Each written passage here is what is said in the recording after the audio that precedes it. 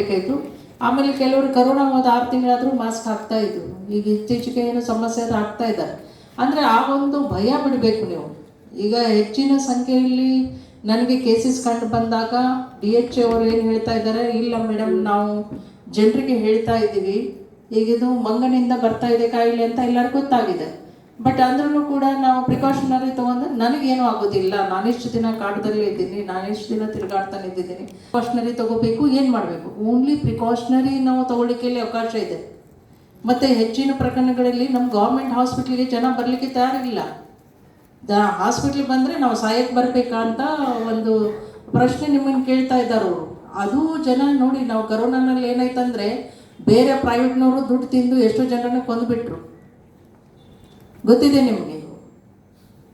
ದುಡ್ಡು ತಿಂತಾ ಇದ್ರು ಅಂತ ಯಾಕೆ ಹೇಳ್ತಾ ಇದ್ದೀನಿ ಅಂದರೆ, ಒಬ್ಬೊಬ್ಬ ಪೇಷಂಟದ್ದು ಹಾಸ್ಪಿಟಲ್ ಬಿಲ್ಲು ಸಿಕ್ಕಾಪಟ್ಟೆ ಆಗ್ತಾಯಿತ್ತು. ಕೆಲವರು ಬಿಲ್ ಕೊಡಲಿಕ್ಕೆ ಆಗ್ತಾ ಇರಲಿಲ್ಲ, ಅಷ್ಟೊಂದು ಆಗ್ತಾಯಿತ್ತು. ಬಟ್ ಪ್ರಥಮವಾಗಿ ಕರೋನಾ ಟ್ರೀಟ್ಮೆಂಟ್ ಬಂದಾಗ ನಾವು ಪ್ರೈವೇಟ್ನವರಿಗೆ ಅವಕಾಶ ಕೊಟ್ಟಿರಲಿಲ್ಲ. ಮೊದಲ 1 ವರ್ಷ ಕೇವಲ ಸರ್ಕಾರಿ ಆಸ್ಪತ್ರೆಗಳಲ್ಲಿ ಟ್ರೀಟ್ಮೆಂಟ್ ಇತ್ತು. ಆವಾಗ ಜನ ಎದ್ದು ಬಿದ್ದು ಕ್ಯೂ ಹಚ್ಚಿ ನಮ್ಮ ಗೌರ್ಮೆಂಟ್ ಹಾಸ್ಪಿಟಲ್ಗೆ ಬರಬೇಕಾದಂಥ ಸಂದರ್ಭ ನಾವು ಕ್ರಿಯೇಟ್ ಮಾಡಿದ್ವಿ. ಇದು ನಾವು 2 ರೋಗಗಳನ್ನು ಒಂದು ಎಕ್ಸ್ಟೆಂಟಲ್ಲಿ ನಾವು ಜನರಿಗೆ ಜಾಗೃತಿ ಮಾಡೋದು, ನಾಟ್ ದಟ್ ಟ್ರೀಟ್ಮೆಂಟ್ ನಿಮ್ಮ ಕೈಯಲ್ಲಿ ಏನಿದೆ ಅದು ಮಾಡ್ತಾ ಇದ್ದೀರಿ, no doubt about that. So ನಾನು ಮಾತಾಡ್ತಾ ಇರುವಂಥದ್ದು ಜಾಗೃತಿ ಮೂಡಿಸ್ಲಿಕ್ಕೆ. Why number of cases are increasing ಅದನ್ನು ಹೇಳ್ತಾ ಇದ್ದೀನಿ.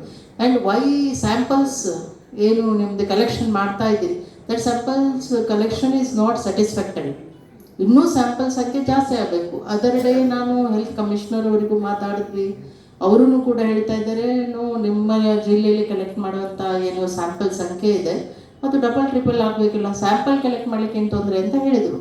ನಾನು ಅವ್ರಿಗೆ ಹೇಳಿದೆ, ನಿಮ್ಮದೇ ಫೀಡ್ಬ್ಯಾಕು ಏನಂದರೆ, people are not ready to give the samples. ನಾವು ಅವ್ರ ಮನೆಗೆ ಹೋದರೆ ನಮ್ಗೆ ಅಲೋವ್ ಮಾಡ್ತಾ ಇಲ್ಲ, ನಮ್ಮ ಡಾಕ್ಟ್ರುಗಳಿಗೆ ಬೈತಾ ಇದ್ದಾರೆ ಅವರು. ಇವ್ರು ಬಂದುಬಿಟ್ರೆ ಎಲ್ಲಿ ನಮ್ಮ ಸ್ಯಾಂಪಲ್ ಕಲೆಕ್ಟ್ ಮಾಡ್ಕೊಂಡ್ಬಿಟ್ಟು ಮತ್ತೆ ಹೋಗಿಬಿಟ್ಟು ಟೆಸ್ಟಿಗೆ ಕಳಿಸ್ತಾರೆ. ವೆರಿ ನೆಕ್ಸ್ಟ್ ಡೇ ನಿಮ್ಮದು ಇದಕ್ಕೆ ಫ್ರೀ ಇದೆ ಅಂತ ಹೇಳಿಬಿಡ್ತಾರೆ. ಅರ್ಥ ನಾವು ಭಯ ಬಿದ್ದೇ ಸಾಯ್ಬೇಕಾ? ಇವ್ರು ಬಂದರೆ ಬರೀ ಇದೇ ಒಂದು ಕೆಲಸಕ್ಕೆ ಬರ್ತಾ ಇದ್ದಾರೆ ಅಂತ ಅನ್ನುವಂಥ ಮೆಟಿಟ್ಯೂಡ್ ಇದೆ ಅಂತ ಅವ್ರೇನು ಹೇಳ್ತಾರೆ.